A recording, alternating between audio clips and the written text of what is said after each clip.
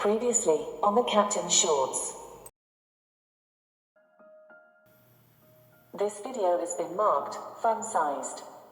We're going to have to cut the countertop back a little bit. We have measured the width of the stove. Measure the distance. With the opening ready, it is time to install the stove. Let's keep moving forward.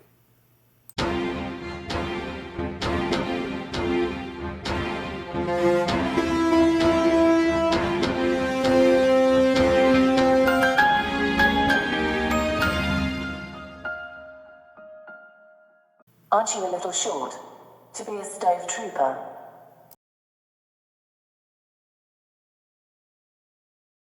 We will be installing a 30-inch stove where a 24-inch stove used to be.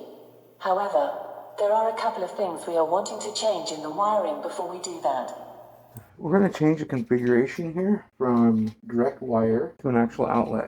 Turn the power off at the breaker that controls the oven and test the wires to make sure they are not hot.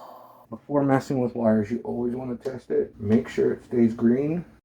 We will be installing a single gang, 50 amp, 125 to 250 volt outlet to power the stove.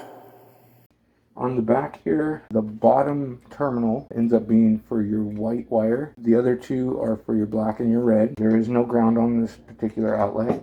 They do have 4-prong outlets that will accommodate a ground, but we won't have to deal with that in this case.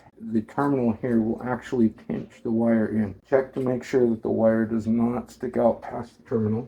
You do want the bare wire to be completely concealed, like here. Now the terminal screws, they will accommodate 3 different configurations of screw bits. The square tip works best, but using a flat head or a Phillips is quite alright. The wires in the box will give resistance while trying to tuck them in. Carefully fold the wires while bringing the outlet to the opening. You can use a little force to push the outlet against the box while securing the screws. And there we are. We will now prepare the stove by turning the knockout plate around and connecting the plug cable to the terminals.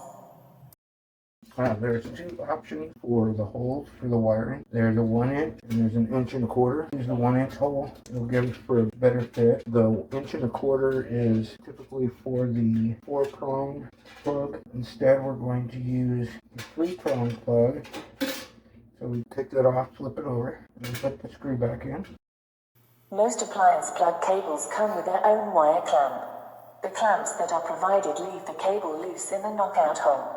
However, it still restricts the pulling of the plug cable, avoiding the terminal connections from being disturbed.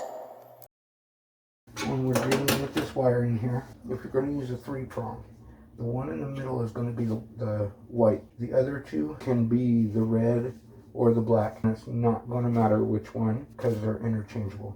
The red and the black are equally powered. The white is neutral.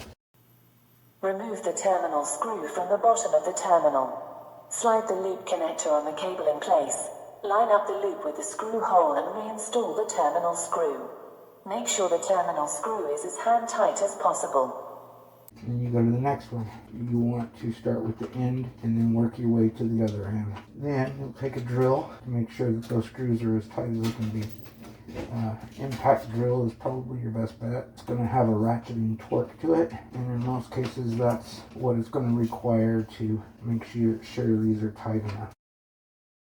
So now we put the clamp on. Set the clamp piece with the threaded holes closest to the stove. Install the second piece towards you. Install the first screw with only a few threads. Then, install the second screw. Alternate between tightening each screw until both are tight. Here we go. It's going to have some movement, but it's not going to be enough to disrupt the wiring here. Put our plate back on, screw back in. There you go. Adjust the front and back feet by turning them clockwise and counterclockwise until desired height is achieved. If there are small children in the home, be sure to install the foot anchor as well. This particular stove has an induction cooktop, which is also a safety feature in itself. Simply put, even if you have the cooktop turned on, the heat will not engage unless the stove detects that there is a specific type of pot or pan on its surface. The way that an induction stovetop works is pretty badass. But we will save that for another Captain Shorts. Remember to like, share, and subscribe to our channel. And leave a comment for us. There are more adventures awaiting, so stay tuned.